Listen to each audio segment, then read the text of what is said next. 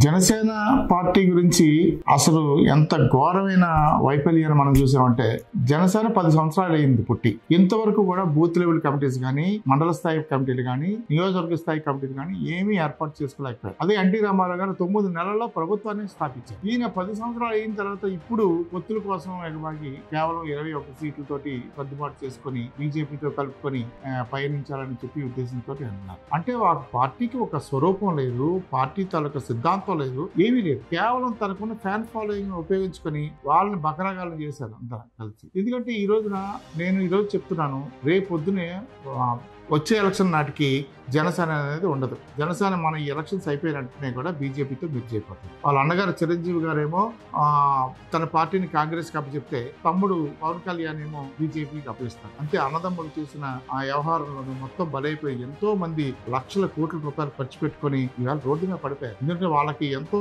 ముందు చాలా భవిష్యత్తు ఉంటుందని చూపించి చివరికి ఎలక్షన్కి వచ్చే నాటికి దాన్ని ఏమీ లేకుండా వాళ్ళకి మళ్ళీ ఇవాళ డబ్బులు ఎవరైతే కోట్లు పట్టుకుని వస్తారో వాళ్ళకి టికెట్ ఇచ్చారు. ఇవాళ పవన్ కళ్యాణ్ ఇచ్చిన లిస్ట్ చూస్తే అంతా డబ్బులు ఉన్న వాళ్ళే, పైగా నిన్నగాక మన పార్టీకి చేరిన వాళ్ళే. మరి ఇన్నాళ్ళు 10 ఏళ్ల పాటు కష్టపడిన కార్యకర్తలు మా పవన్ కళ్యాణ్ చెప్పి జెండాలు పోసిన వాళ్ళందరూ కూడా ఏమైపోయారో, ఎంత ఘోరమైన పరిస్థితులు ఉన్నారో జనమందరూ చూస్తూనే ఉన్నారు. వాళ్ళ ఈ రోజున పవన్ కళ్యాణ్ పిఠాపురంలో పోటీ చేస్తానని స్వయంగా ప్రకటించుకుంటే, పిఠాపురంలో ఇవాళ చాలా ఆందోళన జరుగుతుంది. తెలుగుదేశం పార్టీ వాళ్ళు ఎవరు చేయనన్నారు, జెండాలు తగలబెట్టారు, రకరకాల ఉద్యమం చేస్తున్నారు పవన్ కళ్యాణ్ రావద్దని. అటువంటి పరిస్థితిలో ఉన్న పవన్ కళ్యాణ్ రేపు పొద్దున పార్టీని నడుపుతారంటే ఎవ్వరికీ కూడా దాని మీద నమ్మకం లేదు. ఆ పార్టీ ఎన్నికలు అయిపోయిన వెంటనే క్లోజ్ అయిపోతుంది.